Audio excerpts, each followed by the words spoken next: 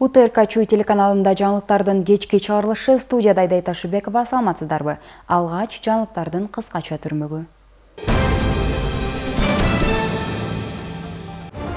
Мамлекеттик салык кызматы бирдиктүү салык декларациясын кабыл алуу өнөктүгү башталганын кабарлады. Жер мунапысына байланыштуу арыздарды кабыл алуу апрель айында токтойт. Бул арада түшкөн арыздар боюнча тийиштүү документтер берилип бүтөт. Чүй облусунун бардык аймактарында ирригациялык объектилер алдыдагы сугат мезгилине даярдалууда. Бул жана башка жаңылыктар программанын жүрүшүндө. Президент Садыр Жапаров бүгүн Ысык Көл облусуна болгон жумушчу сапарынын алкагында Улуттук коопсуздук мамлекеттик комитетинин башкармалыгынын капиталдык оңдоодон өткөрүлгөн имаратынын ачылышына катышты. Мамлекет башчысы өз сөзүндө УКМКнын Ысык Көл облусу боюнча башкармалыгынын имараты өлкө коопсуздугун жана аймактык бүтүндүгүн камсыз кылуу, улуттар аралык ынтымакты сактоо, коомдун саясий социалдык туруктуулугун бекемдөө жаатында ишмердүүлүктү арттырууга өбөлгө болот деген ишенимин билдирди. Капиталдык оңдоодон өткөрүлгөн имарат 1976 жылы курулган. Дээрлик жарым кылымды чамалаган бул имаратта капремонт жүргүзүлгөн эмес. УКМКнын Ысык Көл облусу боюнча башкармалыгынын материалдык техникалык базасын жакшыртуу жана кызматкерлердин ишине тийиштүү шарттарды түзүп берүү максатында жалпысы 2000 чарчы метрден ашык имарат толугу менен оңдолуп түзөлүп, 544 чарчы метрди түзгөн кошумча имарат курулду. 517 чарчы метрлик спорт залы дагы оңдолуп түзөлдү. 1000 чарчы метрге асфальт төшөлдү. Садыр Жапаров мамлекеттик башкаруунун бардык чөйрөлөрүндө коопсуздукту бекемдөө жана мыйзамдуулукту сактоо, укук коргоо органдарынын натыйжалуу ишмердүүлүгүнүн көз каранды экенин баса белгиледи. Мамлекет тарабынан көрсөтүлүп жаткан колдоолорду сезип, улуттук коопсуздукту камсыздоо, мамлекеттин кызыкчылыктарына тобокелдик жараткан бардык коркунучтарга каршы туруу жаатында ишмердигиңиздерди арттырасыздар деп мен терең ишенемин.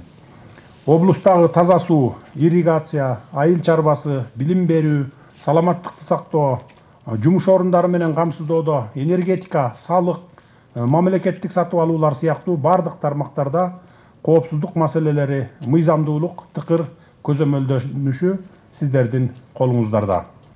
Мамлекеттик салык кызматы бирдиктүү салык декларациясын кабыл алуу өнөктүгү башталганын кабарлады. Бул жолку өнөктүк 2 баскычта өтүп, 1 апрелге чейин юридикалык жактар, мамлекеттик жана муниципалдык кызматкерлер, 1 майга чейин жеке жактар, ишкерлер декларация тапшырат. 1 апрелге чейин өнөктүктө Кыргызстанда иш алып барган чет өлкөнүн уюмдары да декларация тапшырууга милдеттүү болуп саналат. Салык алына турган мүлкү бар жеке жактар, өз алдынча иш алып барган дыйкан фермерлер, жыл ичинде 300 000 сомдон ашык суммага мүлк сатып алгандар, мамлекеттик үлүшү бар уюмдардын, ишканалардын кызматкерлери, убактылуу жашап турууга укугу же кайрылман макамы барлар, эл аралык уюмдарда иштеген жарандар 1 майга чейин декларация толтурушу керек. Алар өз отчетторунда киреше чыгашалары, экономикалык иштери, мүлкү, жер тилкелери, жыл ичинде төлөгөн салыктарынын суммасын так көрсөтүшү зарыл. Толук маалыматты жергиликтүү салык органдарынан 116 номеринен же салык кызматынын сайтынан алууга болот. Саламаттык сактоо министрлигинин 18 январдагы маалыматына караганда, тик учак кырсыгында жаракат алган адамдардын абалы туруктуу. Тез жардам ооруканасынын жандандыруу бөлүмүндө жаткан 4 адамдын 2-өө бүгүн палатага которулду. Кырсыкта жаракат алып, улуттук госпиталга жеткирилген 2 аскер кызматкеринин да абалы туруктуу деп билдирди министрликтин басма сөз кызматы. 17 январда Бишкекте Достук Кичи районуна жакын Фрунзе 1 авиа базасында Ми-8 аскердик тик учагы кулап, андагы экипаждын мүчөсү каза болгон. Коргоо министрлиги бортто жалпы 11 киши болгонун кабарлап, тик учак кырсыгы боюнча кызматтык териштирүү башталганын билдирген. Бул окуяга байланыштуу бир нече кызматкер жумуштан убактылуу четтетилди. Коргоо министрлигинин маалыматына караганда, мындай чечим тик учак кырсыгын бейтарап иликтөө үчүн кабыл алынган. Аламүдүн Капчыгайында жоголгон адамды издөө иши бүгүн 18 январда да уланды.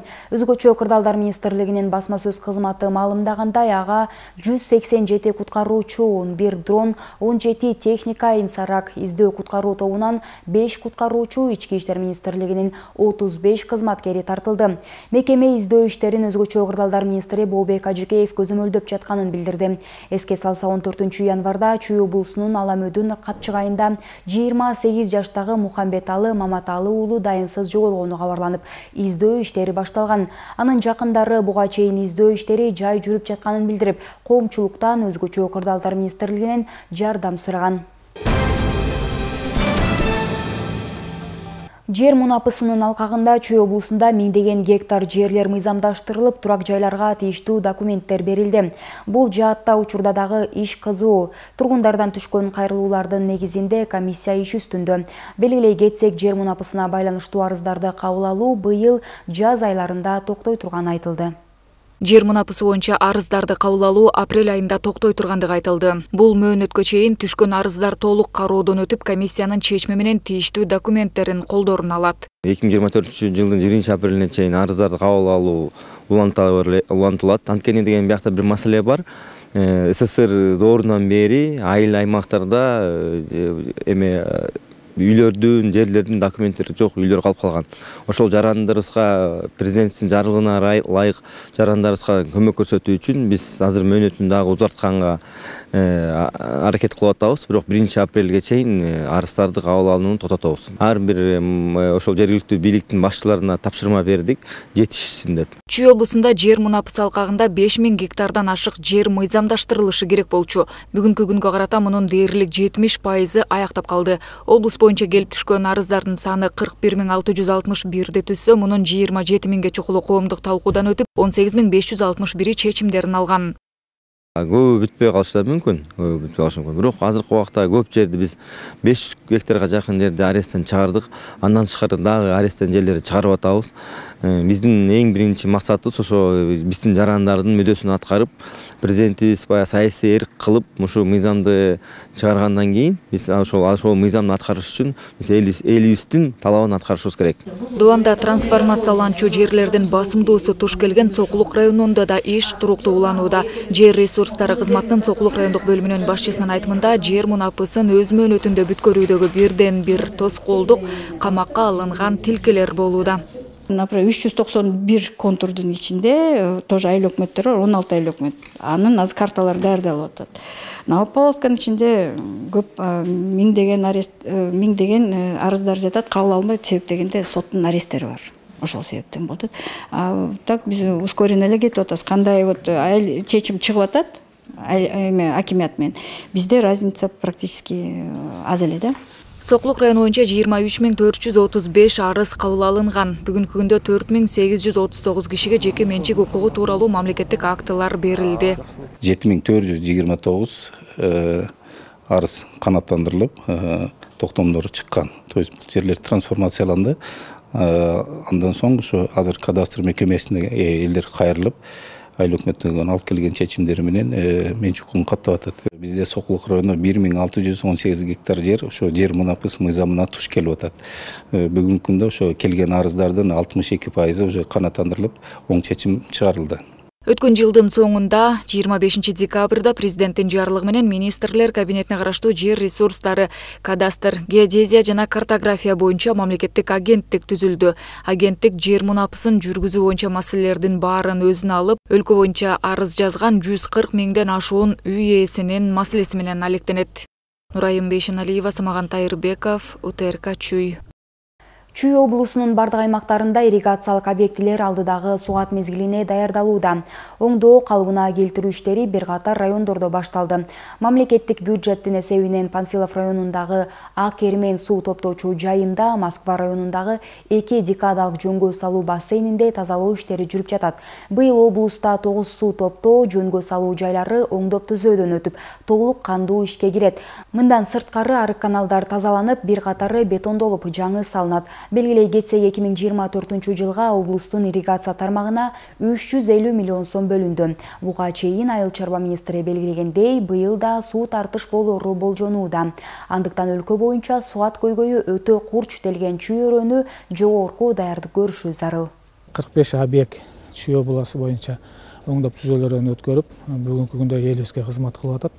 Андан тышкары ошо өкмөт башчыбыз Акылбек Сомбекович күзүндө 500 миллион сом акча өзүнүн тескемеси менен бөлүп берди. Аны 3-4 кварталга 2023 150 миллион сом, 350 миллион сом болсо 1-2 квартал 2024 жылга 150 миллион сомго эмне иштер аткарылып атат.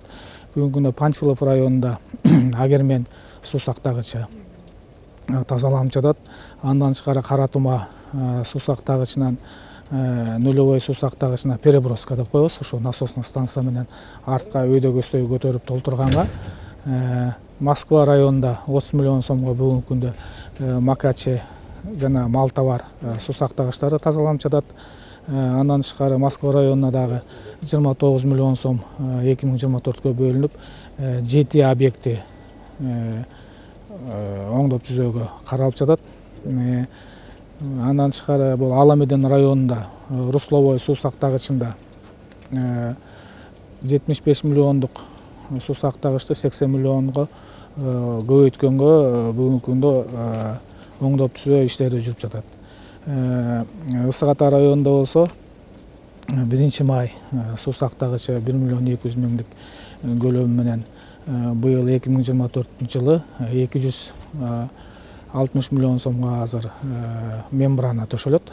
Эмгек социалдык камсыздоо жана миграция министри Гүлнара Батырова Жайыл районундагы социалдык контракт программасына катышып жаткан аз камсыз болгон үй бүлөлөргө барды. Министрдин айтымында 1,5 жылдын ичинде дээрлик 13 миң үй бүлө өз бизнесин ачып, аз камсыз болгон үй бүлөлөр категориясынан чыгып, 70 миңден ашык адамдын жашоосун жакшыртууга мүмкүнчүлүк түздү. Быйыл 20 миң үй бүлө жеке бизнесин ачуу үчүн ар бири 100 миң сомдон берүү пландалууда. Ошондой эле эмгек социалдык камсыздоо жана миграция министри Нуркубат пилоттук программасын ишке ашыруунун жүрүшү менен таанышты. Бул социалдык мааниге ээ долбоор пилоттук режимде Жайыл жана Чүй райондорунда ишке ашырылууда. Үй бүлөгө көмөк жөлөк пулун алган аз камсыз болгон үй бүлөлөргө күн батареялары 2023 жылдын 28 декабрында толук орнотулуп бүтүп, байкоо иштери жүрүүдө. Ашыкча өндүрүлгөн электр энергиясы мамлекет тарабынан сатылып алынып, үй бүлөлөргө кошумча каражат болуп бөлүнөт, деди министр. Гүлнара Батырова президенттин жарлыгы менен социалдык маанилүү товарлардын кымбатташынын шартында аз камсыз болгон үй бүлөлөргө даректүү социалдык колдоо көрсөтүү максатында электр энергиясына болгон тариф 40% арзандатылганын эске салды. Ошол аз камсыз болгон үй бүлөлөргө ушул күн электр станциялары орнотулуп ишке киришти. Бул 2023 жылдын 28 декабрынан баштап бүгүнкү күндө байкоо иштери жүргүзүлүп атат. Биз да бүгүн ошол Нуркубат долбоору кандай иштеп жатканы менен биз келип ошол үй бүлөлөр менен таанышып кеттик. Бул негизинен абдан чоң колдоо экенин ошол колдонуп жаткан биздин жарандарыбыз дагы белгилеп кетти. Негизинен ошол долбоордогу ошол күн электр станциялары 1 саатына 10 киловатт энергия бөлүп чыгат. Болжол менен 1 айда 2400 киловатт электр энергиясы бөлүп чыгат. Биздин ошол алып жаткан жарандарыбыз өздөрүнүн турмуш тиричилигине пайдаланышат. Андан артып калгандарын 1 киловаттын 4 сом 42 тыйындан алар сата алышат. 2024 жылдагы ажылык сапар үчүн Сауд Арабиясы Кыргызстанга 6060 квота бөлгөн. Ажылыкка барчуларды каттоо 9 ноябрда башталган. Талапкерлер $2000 жана кайтарымсыз 1000 сом төлөбөй туруп каттала албайт. Белгилей кетсек, ажылык сапардын баасы $3900. Мусулмандын 5 парзынын бири болгон ыйык сапарды баштоодон мурун намазга даярдануу сыяктуу олуттуу даярдык талап кылынат. Баарынан маанилүүсү адам күнөөлөрүнөн тазаланып, карыздарынан кутулуп, ажылыктын ажырагыс бөлүгү болгон руханий даярдыкты көрүүдөн башталат. Acılıkka har bir Kuday Taala kılgan farz mildet nerseler var. Allah Taala bizden gücübüz jetken nerseni bizden talap kılbayt. Acılıkka gelgenimizde acılık kimlerge farz, kimlerge mildet bolot. Bul musulman bolgon, balakatka jetken, akılesi ordunda bolgon, bay bolgon. Mında aytkanda okat geçegi toro bolgon. Oşo ketkende üy bülösü kayra jaldırap karız alıp acıga baram degenler de var. Jo, bul toora emес. Adam sen karız algan abalda kolungda jok bolsa sen acıga bardыңбы деп сурабайт Allah Taala. Özü rızkı berүүчү. Saga baylık berdi, bay bolup anan den sooluğuң borup barıp kelgenge мүмкүнчүлүгү жеткен адамга бул милдет болот. Катталуу жандуу кезек менен банктан жүргүзүлөт. Ал үчүн ID паспорт жана төлөнүүчү баштапкы сумма керектелет. 22 жылдагы аябай кабардар болуп туралы. Кабардар болуп азыр соц тармактар эми үйүңдө отуруп эле алакандан ааламды көргөн заман болуп калды. Ошо соц тармактарга көңүл буруп туралы. Старт берилген күнү ошо төлөнүүчү акчаны колго алып, паспорттарды алып, РСК банктын астына туруш керек. Төлөш керек дагы дароо келип, бизде 30тан ашык Кыргызстан боюнча пункттарыбыз бар. Келип туруп, мына төлөдүм деп квитанция бардык тиешелүү документтерди өткөрүп коюш керек. Болдан үйүндө жата бериш керек. Эч ким бир очередти эч ким мажбурлап жылдыра албайт. Ажылык зыяратка баргысы келгендерди каттоо санариптик негизде жүргүзүлөт. Жаран атайын сайт аркылуу кирип, тизмедеги ордун жана башка маалыматтарды биле алат. Сайтка кирип, ар бир жаран бұл сайттағы азыркы жаңы кылынып аткан кызмат ажылык бөлүмгө кирип, бул квитанция төлөнгөн, сом түрүндө төлөнгөн квитанциясы, андан кийин доллар аркылуу төлөнгөн квитанциясы, убакыты саатына чейин жазылган квитанция ушул жака тиркелет. Жогоруда белгиленгендей зыяратка олуттуу көз караш менен карап, жөн гана туристтик саякат эмес экенин унутпоо зарыл дейт адистер. Ажылык исламдагы 5 фарыздын бирөөсү. Ошондуктан адам бул баякыл саякатчы туризм катары эмес, эң негизгиси Аллах Таала тарабынан милдет кылынган, фарз кылынган ибадат катары даярдык көрүү керек. Бизде мисалы намаз окуган адам кандай даярдык көрөт? Биринчи намаз окуй турган адам даарат алып, тазаланып, андан кийин намазга киришкен сыяктуу эле ажылык дагы исламдагы 5 фарздын бири болгондуктан адам биринчи ажылыкка барбастан туруп күнөөлөрдөн тазаланып, күнөөлөрдөн тооба кылуу керек. Ыйык сапарга барчулар Кыргызстандан 6060 адам болсо, анын ичинен 1264 Чүй облусунан барат. Бүгүнкү күндө ажылыктын так убактысы белгисиз. Айдай Ташыбекова, Эрмек Кадыров, УТРК Чүй. Нарын облусунда мал чарбачылыгы менен алектенгендердей көпчүлүгү жайдыр кыштыр алыска өрөөндөрдү мекендешет. Жолдун алыстыгынанбы же жергиликтүү бийликтин башындагылардын кайдыгерлигиненби айтор аларга тиешелүү кызматтар талаптагыдай көрсөтүлбөйт. Элеттеги орчундуу көйгөйлөргө кесиптешим токтолот. Кара Кузур өрөөндөгү Кара Жылга участкасынын жашоочусу Карлыгач Абдулаеванын саламаттыгы кыйла начарласа да, тиешелүү медициналык жардам ала албаганына кыжаалат. Мындагы эскигинен мына кулай турган фаптан караманча пайда жок. Анықтан ал дарыланыш үчүн дээрлик 200 чакырым алыстыктагы Нарын шаарына барууга аргасыз. Антейин десе үй жайы, чарбачылыгы таптакыр кароосуз калчуудан. Кичинекей балдарыбыз бар, кош бойлуу келиндер бар, карган аталар, апалар бар. Алардын баары алыс бара албайт. Күндүн суугу бул, мисалы мына өзүм деле азыр капелин салмакмын. Ала албай отурам да, барып кеш керек болчу 5 күнгө капелинсага. Бара албай отурам, лахолдун алыстыгынан. Ушул каарманыбыз үй бүлөсүнөн байырлаган Кара Жылга участкасында 100га жакын түтүн эл бар. Бала бакаларын кош эсептегенде калктын саны 500дөн ашыгыраак. Демек алар үчүн деле айыл аймактардагы эле шарттардын түзүлүшү кажет. Тилекке каршы дал ушул жагдай жашырылып, облус, район бийлиги жогору жакталарына бизде баары жайында түрүн көрсөткөндөн түк уялышпаган өңдүү. Бир топ машакаттуу маселелер бар экен да. Ушул туурасында жогору жактагылар, район бийлиги, облус бийлиги биле кабардарбы менен жоопту деп атат. Ошо мындан 2 жыл мурдатан бери кабардар болуп жүрүшөт, анан ошо чото жакшы көңүл бурулбай атат. ФАП биринчи очередь керек экен. Карган аталар, апаларыбыз бар. Кош бойлуу келиндер бар экен. Жаш балдарыбыз бар экен. Алар ооруп калса алыска жеткириш үчүн кыйыныраак маселе болуп калат экен да. Чындап эле өткөн кылымдын 50-жылдарында курган имаратка жайгашкан ФАПтын аты эле болбосо заты деги эле байкалбайт. Анда ар кайсы жерде чачылып жаткан акырчыктерге караганда бир нече мезгилден бери бирөөсү да баш бакпагандыгы дароо сезилет.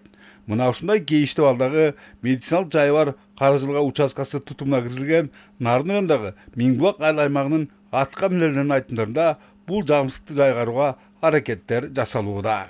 Чечип берели дедик, бир жеңил конструкция менен бир 2,5 миллион 3 миллионго чейин салып берели деп чогуу жерден чечип, айыл башчысына тапшырма берилди, смета проектин чийдирип, жазга эрте жаз даярдап берилсин деп. Курулуш Кудай буйрса, ушул 24-жылдын күзгө чейин бүтүрүп бергенге аракет кылабыз. Ошондой эле алыска өрөөндөгү абалдын оң жагына оошуна Нарын облустук үй-бүлөлүк медицина борборуналарда даяр. Бирок биздеги мыйзам актыларына ылайык Каражылга участкасы эң авалу айыл статусун алуусу зарыл. Ал ФАП эч кимдин балансында жок. Эч кимдин балансында жок болгону, бул айыл өкмөттүн да биздин да балансында жок болгондуктан ал жерге эч ким акча бөлө албайт анын ремонт иштерине. Сметасы даярдап, быйыл жана легкий конструкция менен курулмай болду. Бул эл негизи Лахол үй-бүлөлүк дарыгерлер тобуна караш керек болчу. Бирок ал жерден бир аз алыс болгондугуна байланыштуу ал жерге ошо ФАП уюштурулган экен. Жергиликтүүлөрдүн өтүнүчтөрүнөн беже башка да себептери бар беле. Кыскасы Карагызыр өрөөнү өткөн жылы жүргүзүлгөн административдик аймактык реформада 200 чакырым алыстагы Нарын районунун Миңбулак айыл аймагынын тутумуна киргизилген. Ошол эле учурда өзүнүн 15 чакырым аралыктагы Кочкор районунун Аккыя айыл аймагынан өгөйлөнгөндүгү такыр эле түшүнүксүз. Бүгүнкү күнгө чейин Таластан 43 000 тонна төө бурчак чет өлкөлөргө экспортко чыгарылды. Өткөн жылы Талас облусунун дыйкандары тарабынан жалпы 51 600 гектар жерге төө бурчак эгилип, кургакчыл болгондугуна байланыштуу түшүндүүлүк азыраак болгон. Бирок төө бурчактын баасы өткөн жылга салыштырмалуу жогору. Ал эми быйылкы жылга төө бурчактын жаңы сорту келери күтүлүүдө. Сөз кабарчыбызда. Облустун жергиликтүү дыйкандары ар жылы төө бурчак эгип, анын түшүмү менен үй-бүлөлүк кирешелерин толуктап келишет. 50 000 гектардан ашык жерге эгилген төө бурчактын аянты быйылкы жылга да болжолдонуп, учурда жаңы үрөөнүн келүүсү күтүлүүдө. Өткөн жылы аба ырайы кургакчыл болгондуктан дыйкандар түшүмдү аз алганы менен ага болгон баа быйыл жогору болду. Дегенибиз төө бурчактын Лопатка сортунун 1 килограммы өткөн жылдын ушул мезгилинде 120 сомдон алынса, азыркы учурда 160 сомго чейин алынууда. Бүгүнкү күндө 43 000 тонна экспортко чыкты, 23 мамлекетке, ушу 2023 жылы. Будан тышкардагы биз азыр үрөөөндөр боюнча сүйлөшүп атабыз. Кудай буйрса ушул жакын арада фасолдун үрөөндөрү келет деп турабыз, бир 10 тонна үрөөн. Адан тышкарда былтырдагы себилген фасолдун Хилда сортундагы үрөөнү бул Европадан алып келип, азыркы ушу 5 тоннасы турат. Мында дыйкандарга сунуштап атабыз. Бүгүнкү күндө болжолдуу баа менен быйыл ушу фасолдун баасы 160га чыккандыгы байланыштуу ушу биз ойлоп атабыз. Дагы деле ушул 50 000 тегерегинде фасол болот го депчи. Облустун Айтматов районунда өткөн жылы 20 гектардан ашык аянтка төө бурчак эгилген. Түшүмдүүлүк ар гектарына 1,5 тоннадан айланган. Учурда төө бурчактын томат сортуна болгон баа 105 сом болсо, Лопатка сорту 150-160 сомго чейин алынууда. Карабыр району сууга тартыш болгондуктан байланыштуу томатныйды көбүрөөк себет да, бир 80% жакыны томатный. Калганы болсо башка түрдөгү фасолдор. 2023 жылы 21 256 гектар жер аянтына төө бурчак айдалып сөйдүлген. Орточо түшүмдүүлүгү 15,2 центтен айланган. Бүгүнкү аранда полный азыр төө бурчак жыйнап алынды. Азыр орточо баасы томатныйдын 110 сом тегерегинде болуп атат. Ал эми болсо Лопатканын орточо баасы 50 сомдон 160 сомго чейин аралыкта болуп атат да. Айыл чарбачылары дыйкандарга жерлердин асылдуулугун сактап калуу үчүн которуштур байдоону сунушташат. Анткени ар жылы бир түрдүү өсүмдүк өстүрүлө берсе, жердин кунары кетип, түшүмдүүлүк азаят. Мына ушундай маалыматтар менен бүгүнкү чыгарылышыбызды жыйынтыктайбыз. Бул жана башка маалыматтар менен биздин социалдык баракчалардан таанышсаңыздар болот. Кечиңиздер көңүлдүү улансын.